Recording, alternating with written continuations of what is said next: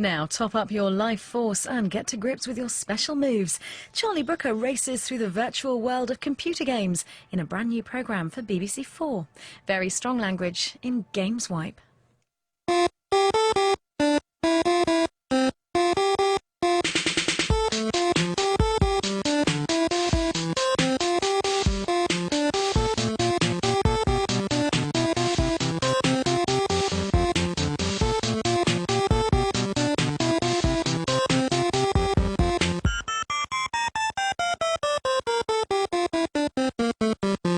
Hello, I'm Charlie Brooker and you're watching Gameswipe, a programme all about video games. Video games. Bleeping, blooping, masturbatory aids for emotionally crippled social outcasts. Probably male outcasts, probably physically repugnant and sexually inexperienced, probably frightened of the real world, probably standing here on this very spot saying these very words to camera right now. Probably me. Basically, video games are for losers like me, apparently. Yeah, games have a bit of an image problem. It doesn't help that you rarely see games on TV, and when you do, they're often being discussed in searingly negative terms. In Grand Theft Auto, your son, or your husband, or your boyfriend, or whoever, can hire a prostitute, have sex with her, and then beat her to death with a baseball bat. Ever since the primitive early days of video gaming, TV has never really known how to convey the white-hot electronic thrill of the pixelated realm. Here's a brand new idea from the United States which can turn your television set into a game that two can play. All you have to do is, first of all, to switch it off, unplug the aerial, plug in the electronic game simulator, switch on the set again, and now who's for tennis? Play. 15 love.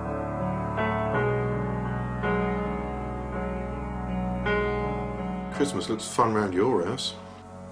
That was my point. 30 love. Again? Games steadily grew in complexity, first with eerie spectral shooters like Space Invaders, then with colourful characters like Pac-Man. But they were rarely seen on TV except in cheery 80s sitcom-style commercials for exciting-looking games starring familiar, albeit incongruous faces. It's my Atari, and it's my turn to play. Just because I'm winning, beginner's luck. I suppose it was luck I beat you at Space Invaders, Defender, Yar's Revenge. Some of us, Eric, are just that little bit quicker, sharper. When it wasn't accepting the mucky advertising dollar, however, TV was treating games with disapproving paternal disdain. Most games are developed from just a few classic themes. There's monster games like this one, where you run around bumping off critters or swallowing giant cherries. And there's the Space Invader theme, where you shoot at moving fleets of hostile aliens. Fairly boring. And then there's the more recent sports games. Well, sports games to me are perhaps the most appalling use of computers. Christ, if you think that's an appalling use of computers, you don't want to look at my hard drive. British TV's disinterest in games throughout the 80s was particularly unfair, considering there was a renaissance of homebrew programming going on. Thanks to the availability of cheap, easy-to-use computers like the ZX Spectrum here, a generation of youngsters started programming quirky games with a distinctively British sense of humour.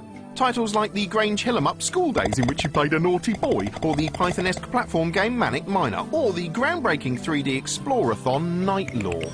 By the 90s, games had become so popular TV couldn't ignore them, and shows like Games Master thrilled millions with its heady blend of gladiatorial gaming combat and celebrity cameos. And charming sequences in which nervous Kiddywinks begged Sir Patrick Moore's Games Master for assistance in a twist, anxiously requesting additional gruel.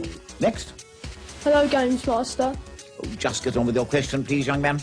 On European Club Soccer on the Mega Drive, I can't get enough power into my kicks. What should I be doing? The success of Games Master led to similar programmes like Games World on Sky, a sort of cheap spin-off in which people had to take on these ridiculously titled videators. Here we see Dave the Game's Animal Perry taking on Big Boy Barry in a game of Street Fighter 2, very much my generation's equivalent of John Lennon and Bob Dylan jamming together in Abbey Road Studios. Let's play. Oh, once again, Barry over on the right playing Chun-Li, and Dave is over on the left with Giles. Yeah, my generation was a bit stupid, really. Big Boy Barry! Still, if TV shows featuring commercially available games weren't brilliant, shows featuring completely made-up games were even worse. Take the scarcely remembered Cyberzone, in which Craig Charles looked on as various contestants battled in unconvincing, clunky, tedious and baffling virtual reality games controlled by walking on the spot like you really needed a piss. It wasn't a hit. Now, in 2009, even as Pixelland grows bigger, more exciting and more inventive with each passing nanosecond, games are rarely covered on mainstream TV at all, and when they are, there's still that same degree of snooty disapproval. I hate computing. I've never played computer games before, and hopefully will never play them again. Well, I think games don't get their due at their best. They're immersive, amusing, entertaining and downright joyful. In a relatively short space of time, they've evolved to become incredibly sophisticated. Arguably, the first video game was this surprisingly smooth tennis sim created on an oscilloscope in an American laboratory in 1958. Take a look at the equivalent contemporary tennis game, something like Virtua Tennis 2009 here, and you can see just how far video games have come. Today, there's a bewildering variety of different genres too. There are as many types of video game as there are pebbles on the beach. In fact, there's even a game where you count pebbles on the beach, or there would be if I wasn't lying. What a liar I am. Anyway, to the uninitiated, the different category titles can seem baffling, whereas dweebs like me just like hearing them being discussed. That's why we're going to run through them, starting with this one. Platformer, a game in which a player-controlled character jumps between suspended platforms in order to reach OK, easy start. Everyone knows what a platform game is, apart from maybe dead people. Arguably, the first platform game was Nintendo's Donkey Kong in 1982, in which Mario, known then only as Jumpman, had to jump over barrels and prance between girders in order to impress a lady. At their best, trad platform games were essentially little living cartoons, sometimes explicitly so, as in Tiny Toon Adventures here, or Ken-chan and Kato-chan, a weirdly scatological title for the PC Engine with an odd emphasis on blowing off and turds and toilets and farts. Platformers have also been a good launchpad for characters such as Sonic the Hedgehog, seen here rolling at high speed through a jolly cartoon world, just like real hedgehogs don't. But it's Mario who's the undisputed king bitch in platform.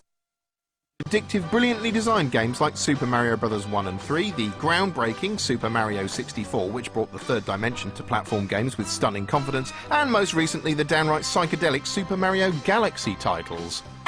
Shoot 'em up, a game in which the player avoids attacks while shooting enemies, usually in 2 dimensions. Shoot 'em ups, or shmups for short, range from the famous Spartan killing grounds of Space Invaders to the cartoonish idiocy of aren't as big as they used to be, although they still have a hardcore following amongst masochistic maniacs who actively enjoy dipping into titles like Perfect Cherry Blossom, which sort of resembles a firework display being sick. But at any rate, shoot-em-ups are not to be confused with the following.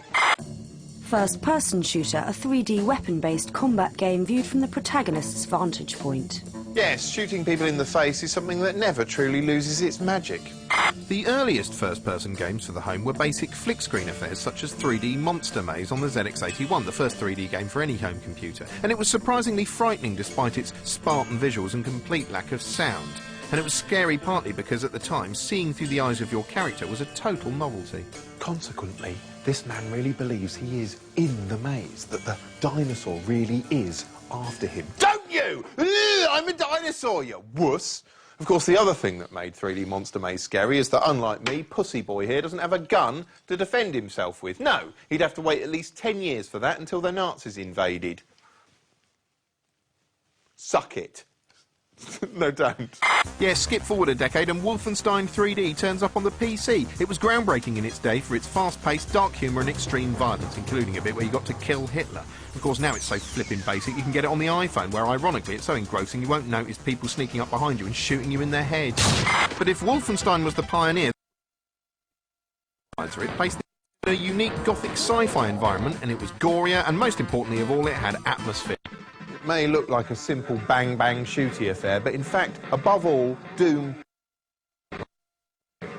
From there on in, a torrent of first-person shooters erupted, including stone-cold classics like GoldenEye and the sprawling sci-fi loveliness of the Halos.